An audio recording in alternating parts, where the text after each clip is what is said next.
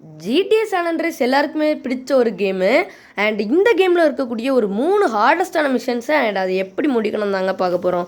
So இந்த கேமில் வந்து பார்த்திங்கன்னா நிறைய வெறுப்பேற்றக்கூடிய மிஷன்ஸ் எல்லாம் இருக்குது.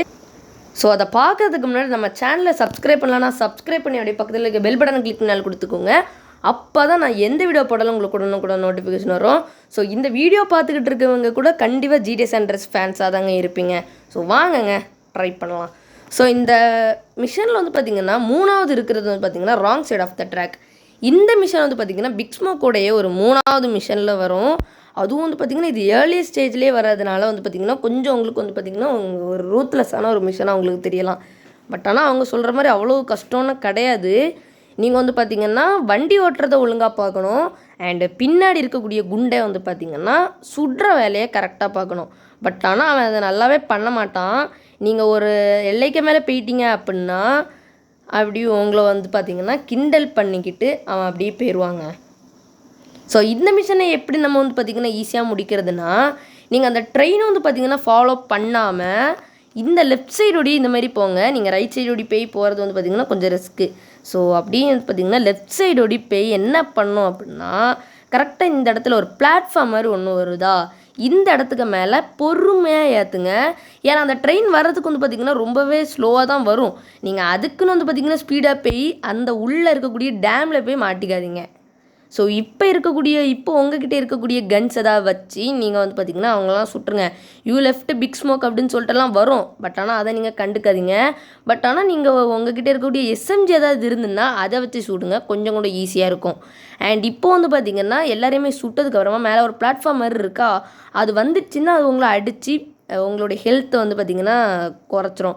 ஸோ கையில் கிடைக்கக்கூடிய ஏதாவது கார் தான் எடுத்து பிக் ஸ்மோக்கை பிக் பண்ணி அவனுடைய வீட்டில் போய்ட்டு கொண்டு விட்டிங்கன்னா அவ்வளோதாங்க. மிஷன் வந்து பார்த்திங்கன்னா 2 நிமிஷம் கூட இருக்காது, டப்புன்னு முடிச்சிடலாங்க.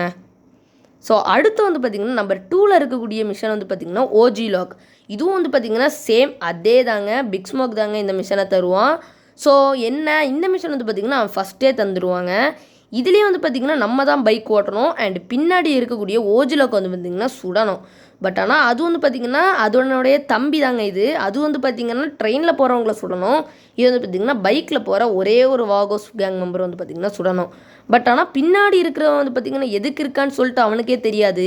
அண்ட் எனிமி கேங் மெம்பரை வந்து பார்த்திங்கன்னா சர்ரு புர்ருன்னு சந்துக்குள்ளெல்லாம் திருப்பி நம்மளை ரொம்பவே கட்டுப்பேற்றுவான்.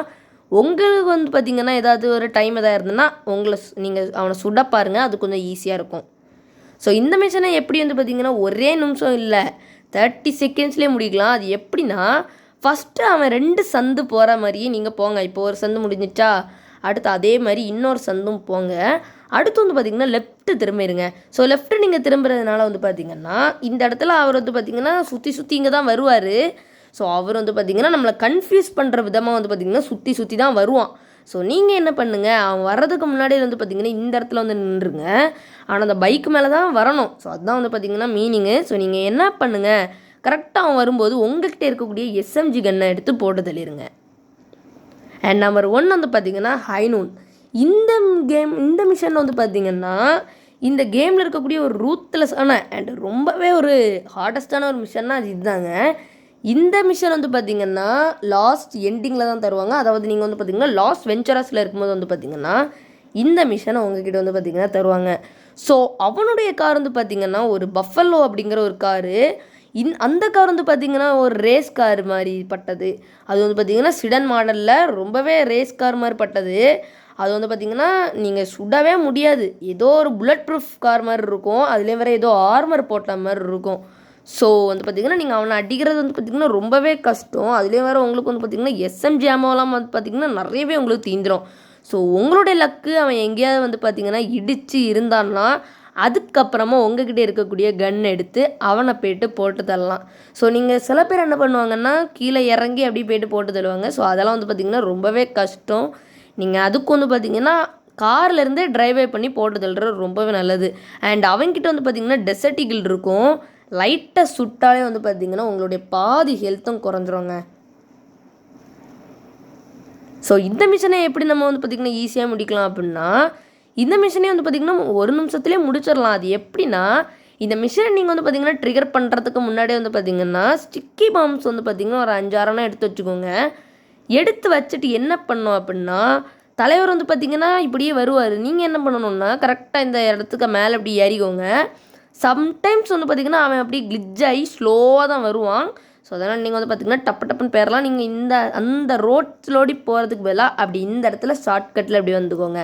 ஸோ இப்போ உங்களுடைய பக்கி இந்த மாதிரி இருக்கா, அதை அப்படியே நீங்கள் வந்து பார்த்திங்கன்னா ரிவர்ஸ் எடுத்து இந்த இடத்துல உங்கள்கிட்ட இருக்கக்கூடிய ஸ்டிக்கி பாம்ஸை எடுத்து ரோட்டில் ஒரு 3-4 எடுத்து போடுங்க. ஸோ மேக்ஸிமம் டப்புன்னு நீங்கள் போட பாருங்கள். அண்ட் டப்புன்னு வந்து பார்த்திங்கன்னா அந்த ஸ்டிக்கி பாமோடைய ரிமோட்டுக்கு டப்புன்னு மாற்றிடுங்க. ஸோ இப்போ தலைவர் கரெக்டாக வருவாரா, இப்போ புலாஸ்கி சாகுறத ருசிச்சு பாருங்க. ஸோ ஓகேங்க, ஃபைனலி இந்த வீடியோட எண்டுக்கு வந்தாச்சு. இந்த வீடியோக்கு நீங்கள் லைக் கொடுக்கலாம், லைக் கொடுத்துக்கோங்க ஃப்ரெண்ட்ஸ். அண்ட் நம்ம சேனலில் நீங்கள் நான் சப்ஸ்கிரைப் பண்ணால் அப்படி சப்ஸ்கிரைப் பண்ணியோடைய பக்கத்தில் இருக்க பெல் பட்டனை கிளிக் பண்ணாலும் கொடுத்துக்கோங்க. அப்போ தான் நான் எந்த வீடியோ போட்டாலும் உங்களுக்கு உடனுக்குடன் நோட்டிஃபிகேஷன் வரும். நீங்களும் டக்குன்னு செக் பண்ணி பார்த்துக்கலாம். ஸோ ஓகேங்க, தேங்க்ஸ் ஃபார் வாட்சிங் மை வீடியோ. மீண்டும் சந்திப்போம்.